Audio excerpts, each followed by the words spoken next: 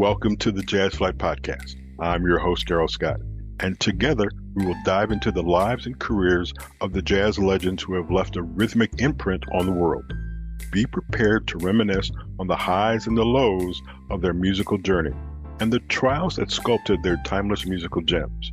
We'll preserve the legacy of these extraordinary maestros and find inspiration in the melodies of their lives. Subscribe now and never miss a beat. Now, let's get to the show.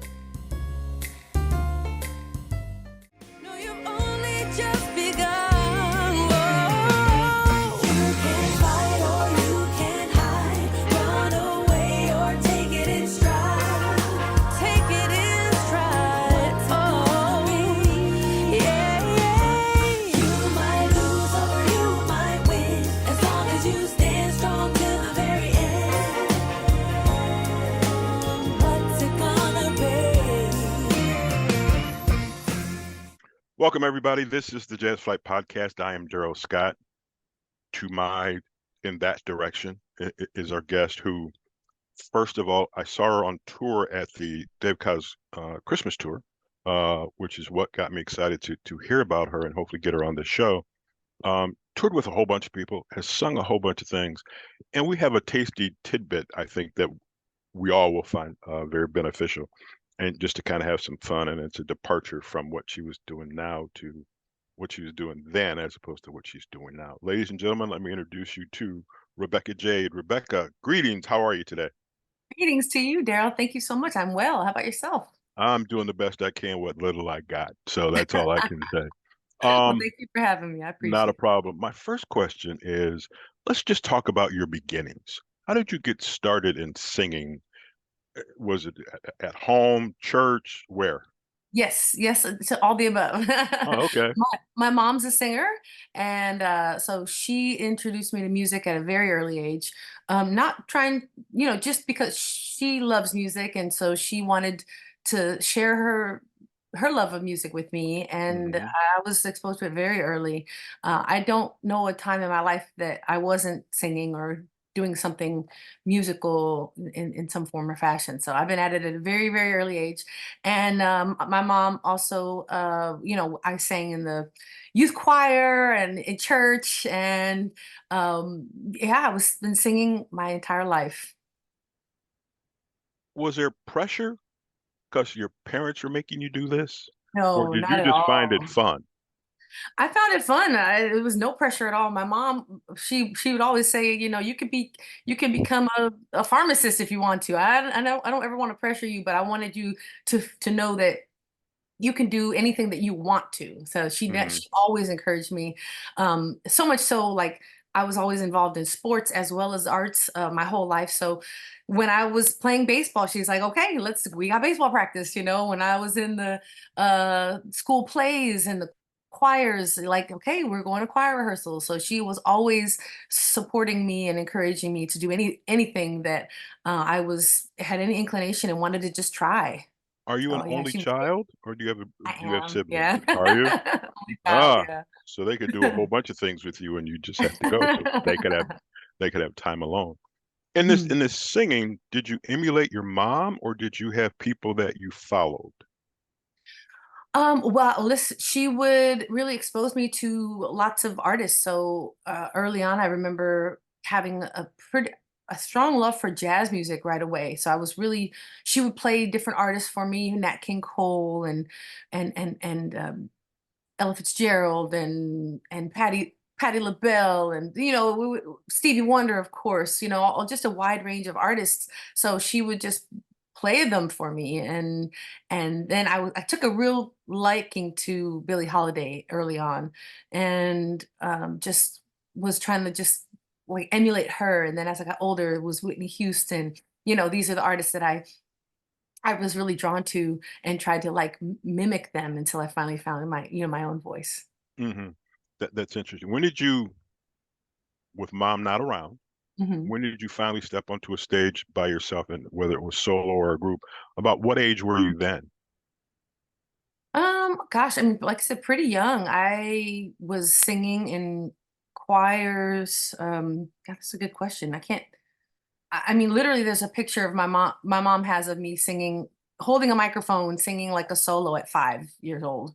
So Wow. I've really been at it a long, long time. But I would say, I would sing the national anthem before some of my athletic events growing up. I mean, I would do that at 13, 14, that age. All right. We're going to divert here a little bit since you brought up your athletic endeavors.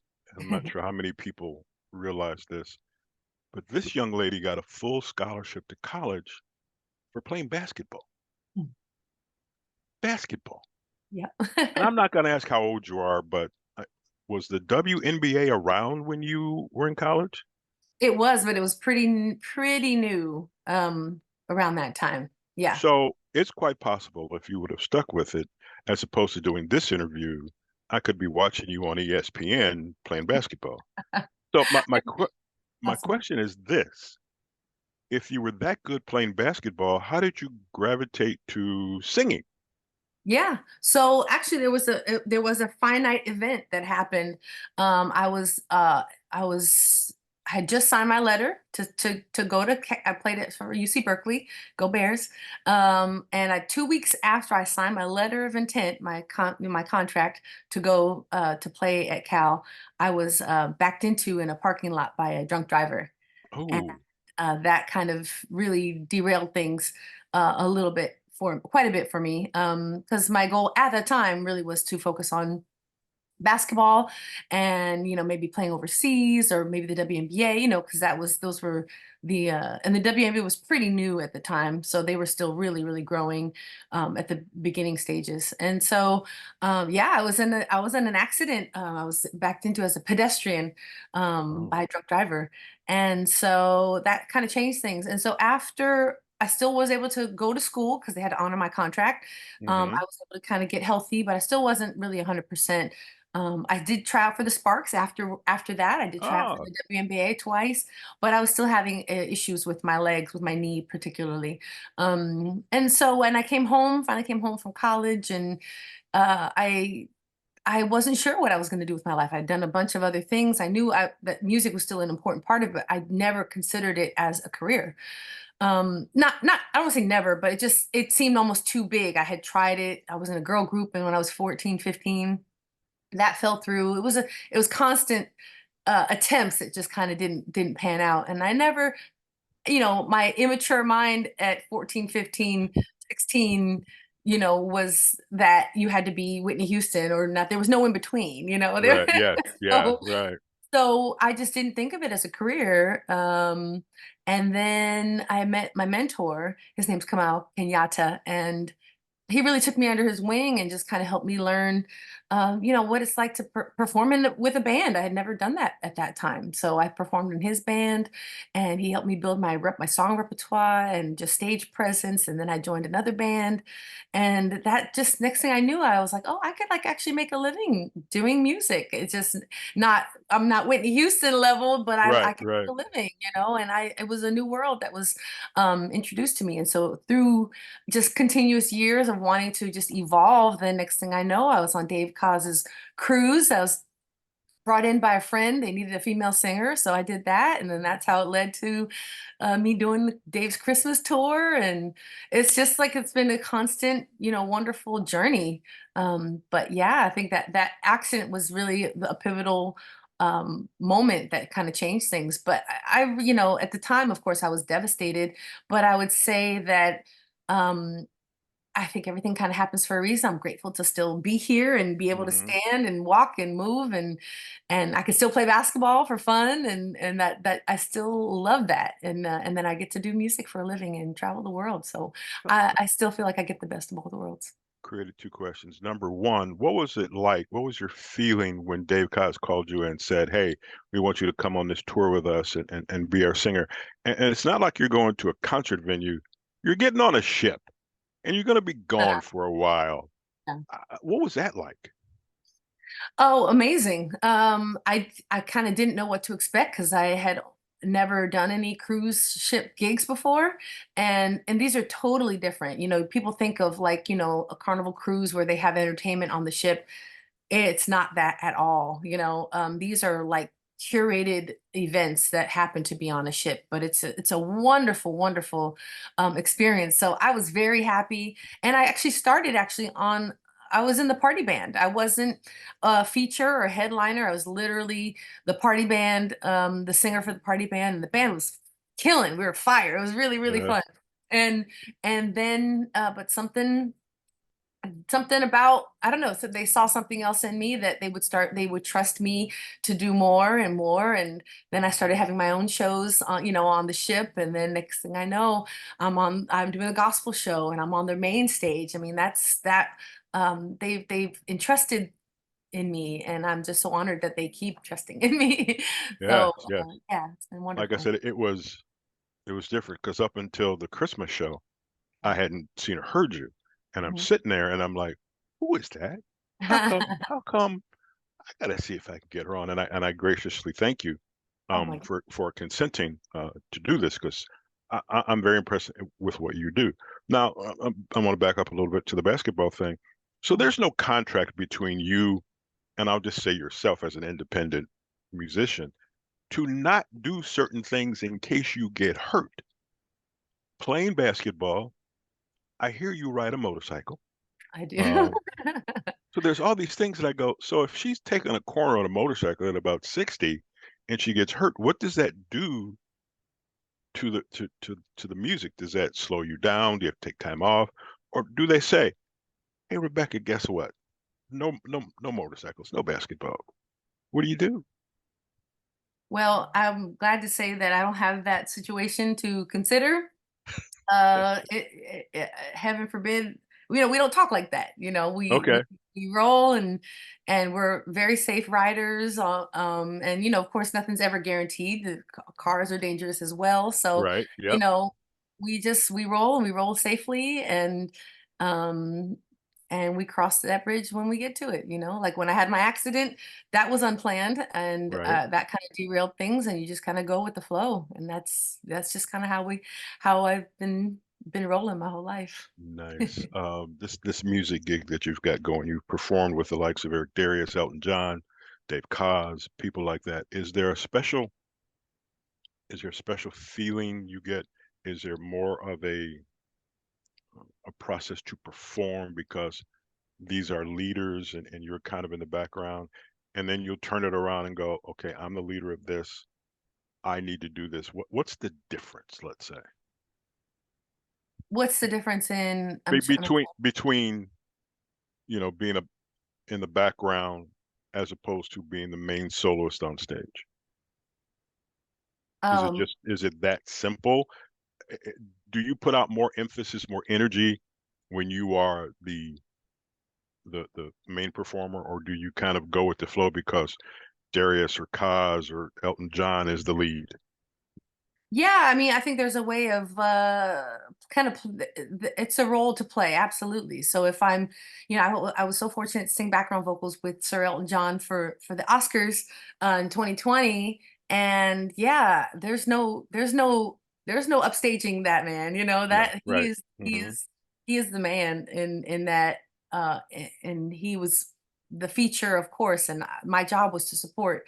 So absolutely, when the time is right to support, to play that role, absolutely. And then when I'm asked to come to the front, and give more, be more present as a feature, as a focal point, then absolutely, that's what I'm asked to do. I'm going to do my best to do that. Yeah. Cool. All right, what we're going to do right now is take a listen to some of your music. Ladies Okay. and gentlemen, this is Show Me from Rebecca Jade. Show me how to move on from these feelings. Is it so wrong to want you in my life? Nothing moves me like you do. No one else compares to you. I just wish you would feel the same way too. Loving you can be so right if you let me. Um, when you're doing your solo stuff, like we just listened to Show Me, we heard What's It Gonna Be earlier on, and we got one more coming up. What's your inspiration to write these songs? God, that's a good question. I For a long time, my inspiration was to really see if I could write. That's this record that I did, that Show Me is on, and What's It Gonna Be is off of really what feels like my first record that I've written all the lyrics and co-produced the record. I've never done that before.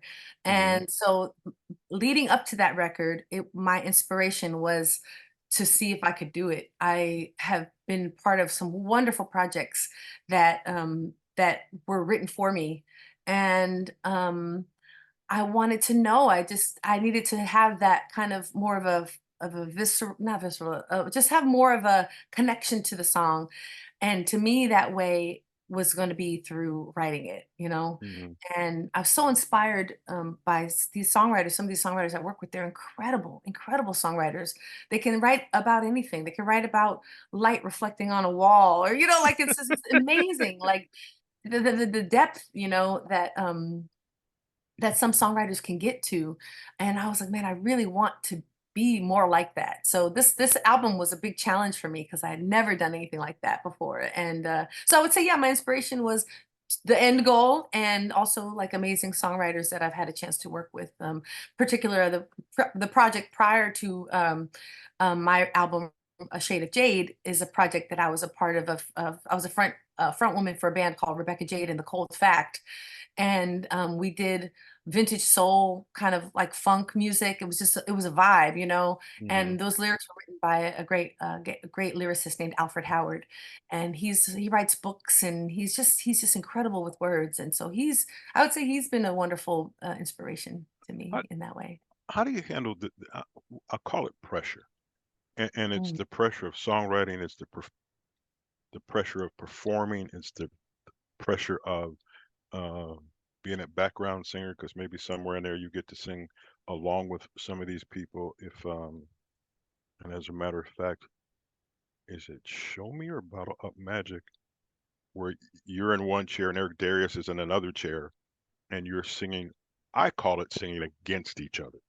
You're both playing the same or doing the same song, but it's like he plays his part, then you play your part. How do you handle that pressure? I don't think it doesn't feel like pressure to me. I don't No? think. No, I think because maybe I've just been doing this for so long that it just seems a little bit more second nature. I will say, like, new experiences, like I said with the Elton John thing, I'd never done that before.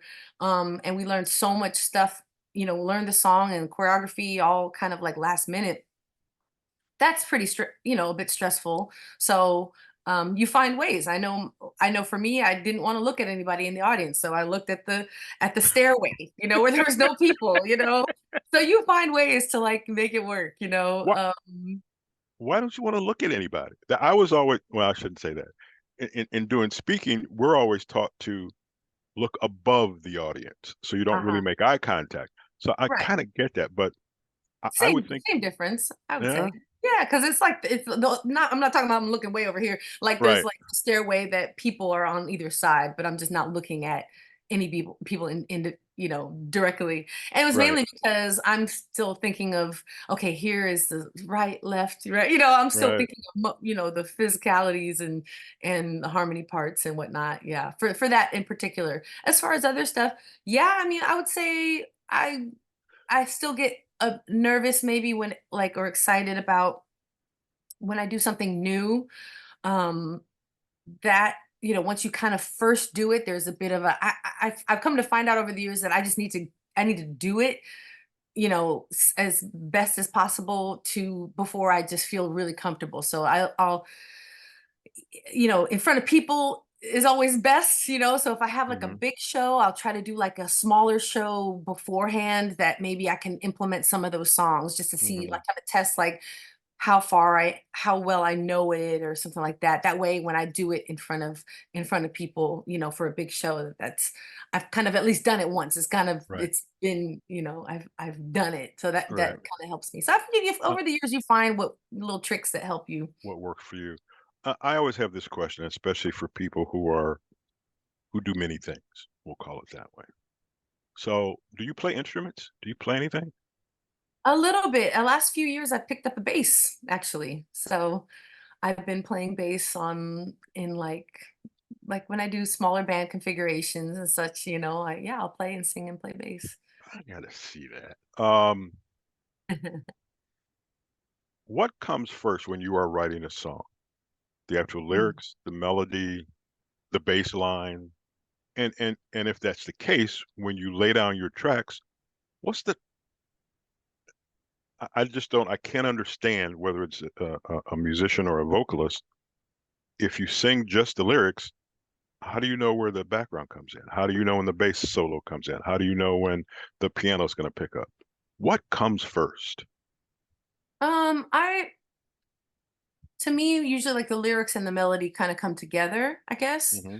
Unless I will say usually there's some times when um like I remember like one of my songs on my record is called Beautiful Lies, and I had nothing. I just knew I had those two words that I knew I wanted it to be a song, and then I kind of played around with those two words and then finally found a melody that I liked.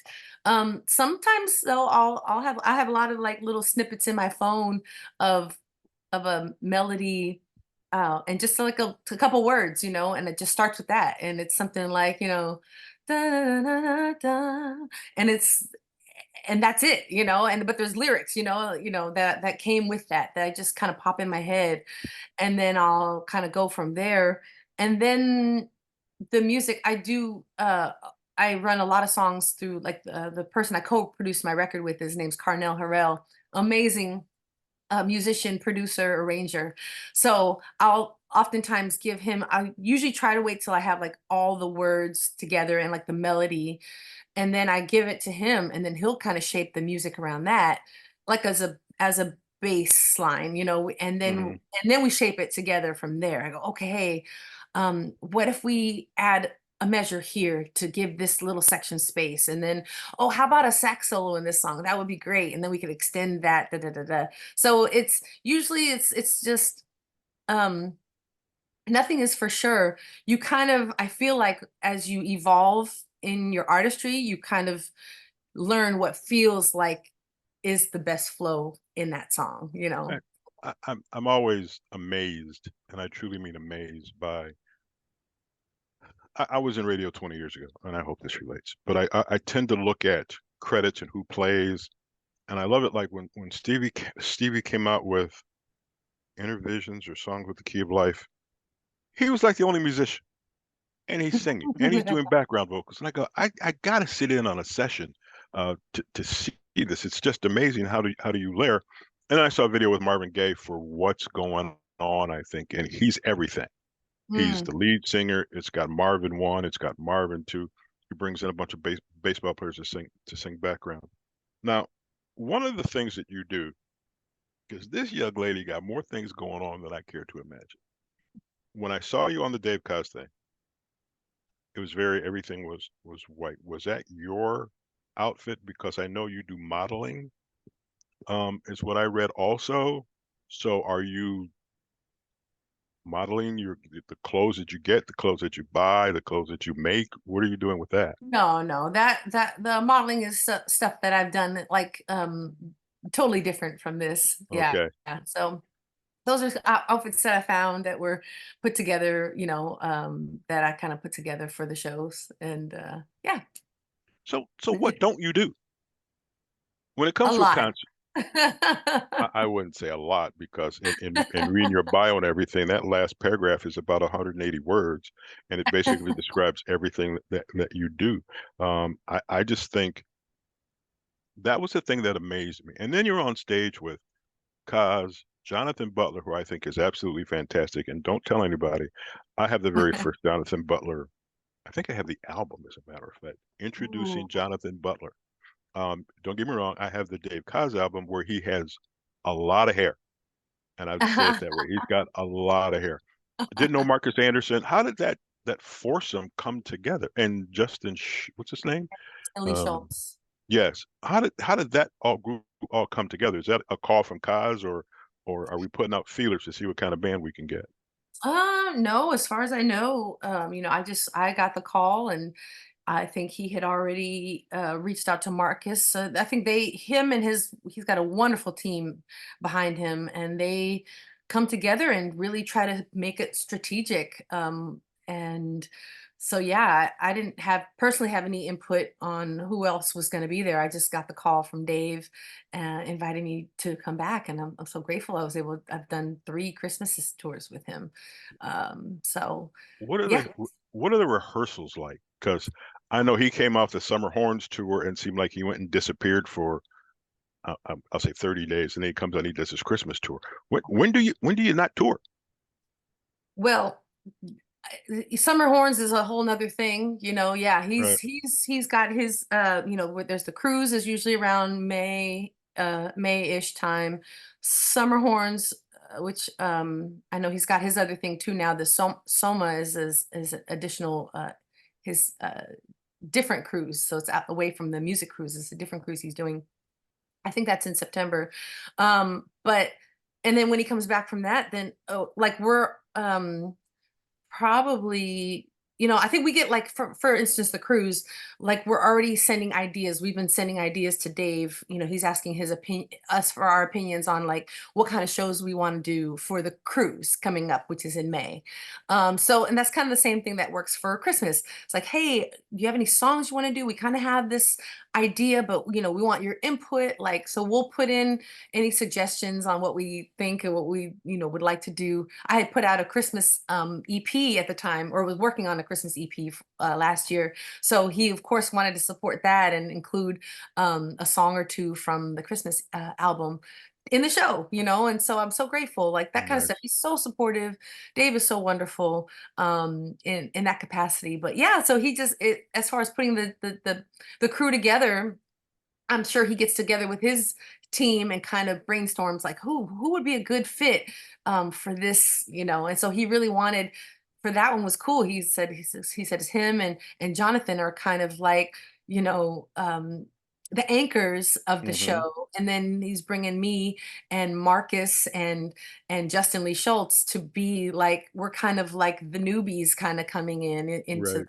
so it was kind of a cool statement um uh, tour in a way, to Hmm. just show that, so every year is different though. Last year was Keiko and myself and Keiko's amazing, Right. Yeah. it was just he's very on purpose though, the way he puts it together, and it's always top notch, first class. It's amazing.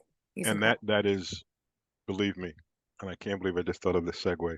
It is a magical kind of tour. And speaking of magic, let's hear "Bottle Up Magic" from Rebecca Jade on the Jazz Flight Podcast. If I could bottle up magic, I would save some up for you, just in case you start to panic. When the weight of life gets to you, let's bottle up this magic, a little thing that we call love. We won't hesitate. Let's elevate and make the stars look up. To me, this is interesting because you're kind of in my world, haven't heard a lot about you, but from what I've heard, the things that I've heard are exceptional. Mm. Um, how do you maintain, I guess is my real question. You've set a standard, and the standard can't go backwards now. The standard has to either stay level or grow. Right. How do you master that? um I feel like for me, the word is always evolution. We should continue to evolve. Um, and never in my world did I think I would be, before I got, was part of Dave's cruise, sorry, the cruise. I done for many years, um, private events, weddings, lots of like venues at like casino gigs Hmm. and duo stuff with myself and a piano player or a guitar player at restaurants. I've done that for many, many years. Um, and I didn't want to settle and do that forever though. Hmm. I remember just that I had a desire and I continue to have a desire to keep expanding who I am as an artist. Not just a singer, but I wanted to become an artist. And so that came from just the evolution in some way. I think just my desire. I don't know if it something about putting it out to the universe or whatever, but that led to that door being opened for the Dave Koz cruise. And then from there, wanting to prove myself that I could be, somebody that they can rely on, and I could do different. Because here's the cool thing: because of all my experiences and being in cover bands for many years, I could sing so many different styles of music, and so when they're like, "Hey, can you sing this?" I'm like, "Yeah." "Okay, can you Right, perform right, this?" Yeah, and so in a cool way, those experiences have really benefited me. It was almost a surprise, if this makes any sense, because I thought, oh yeah, once I become an artist, I'll like just do my original music, and that's not even the hmm case. I do so many covers, and it's part of the deal, and it's so cool because I have such a history with so many styles of music that I get to tap into that a lot, which is still great. I love it, and get to do the Tina Turner songs and Roberta Flack, and we get to pay homage to these amazing artists and honor them still, and their artistry is still influences us. So Stevie Wonder, I mean, I could sing those songs all day, and right. be happy, so um but to me, it's all about evolution. I think you just have to continue to grow, and like I said, picking up the bass, that was to me a big deal, because I wanted to do, I wanted something more. I wanted to just continue to, like, how can I honor, these incredible musicians who back us up, with their art, with their artistry, bass hmm players, piano players. I mean, they're incredible. And I wanted to see what that's like, and so I forced myself to learn how to play. I mean, I'm not great by any means, but I can play. I can make myself read a lead sheet, and that's just self-taught. I mean, I think that's important, to push your boundaries. That um, makes you, you don't know where that might Might benefit take you you. Right, later. right. Yeah. I, So I don't know if I answered your question, but I just feel like yeah. evolution I, has always been my key, is like to continue to evolve. And you should never be doing the same thing a year or 2 years from now. You should be doing something different, changing, evolving in your craft in some way. I want to say this right now because having only seen you at that concert, I didn't have this impression of you. Your energy, your excitement is truly wonderful. Your wanting to evolve is even greater, and the energy you expand to do that is amazing. We're going to find out a whole bunch of things from streaming your music, getting your music. I'm looking for some place to go in the summer for maybe a vacation or something. I saw the Reading, PA, and you're Yes. going to be there. Yeah. Burke's Jazz Festival. Yeah, Yes. so you might get a call or something and let you know Okay. that I'm there, and I'll buy you a Awesome. cup of coffee. We'll say that, That and sounds we good. we can I start look there. forward to it. Rebecca, what's left? What's on your horizon to do right now? Yeah. Well, I'm so grateful. Um, One of my goals was to be touring more as my own artist, hmm and so I have a wonderful year laid out ahead of me, and more dates filling in. So I'm just grateful for that. And my next goal is to, you know to start finding, like, some ways of having building my own legacy as an artist in my hmm beautiful town of San Diego. I'm just so grateful to be from here. It's a beautiful, supportive community. And yeah, I'm not sure exactly what that is yet, but just finding ways of continue to expand, um and take notes from the Dave Causes out there, and they figured it out. And so I'm so grateful to have wonderful people who are willing to pour into me and Right, support me, because you don't know what you don't know. I didn't know right, about Dave Causes, like how, like, all the wonderful things he does, the cruise and the tour, and I didn't know to right, that depth until I became a part of it. So then right. you go, oh wow, I want to have that kind of legacy, and so that's kind of where my mind is starting to shift. So Okay, how yeah. can our listeners follow you, follow your music, find out what you're doing? Do you have a social media presence? Yes, I try to keep it really consistent. You can just type in on Facebook, Instagram, YouTube, um, SoundCloud if you want to anything like that. It's all Lady Rebecca Jade. And my website is the only thing that's different, and that's just my name, which is RebeccaJade.com. But everything Okay. else is Lady Rebecca Jade. We will follow you. If there's anything that this program can do, please let us know. We'll publicize your music as best we can. And there's some other things brewing for Jazz Flyte that we'd like to probably have you involved in. But I've always understood that you can't tell everybody what you do. You need to make some things a surprise. So we got a couple of Yes. surprises coming up.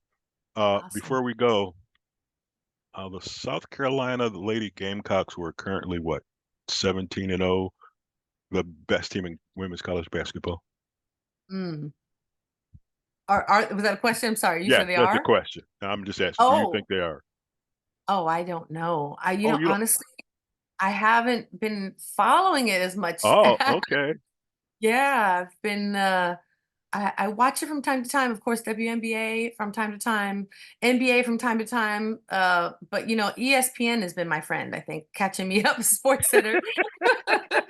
Sports Center with all the highlights, yeah. Highlights are the best thing. Well, Rebecca Jade, thank you very much. It's been a pleasure and honor to talk to you.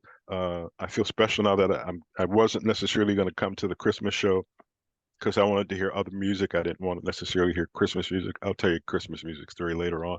Okay. But it's been very beneficial. We'll look you up. We'll do whatever we can to get your music out there. Appreciate the time. Thank you for being agile. As we could get this together. We appreciate it so much. So my honor. Thank you for having me, Darrell. Really appreciate it. I'm trying to do the best I can. Ladies and gentlemen, you've been listening to the Jazz Flyte Podcast. Our guest today was Lady Rebecca Jade. There'll be more next week. Thank you very much.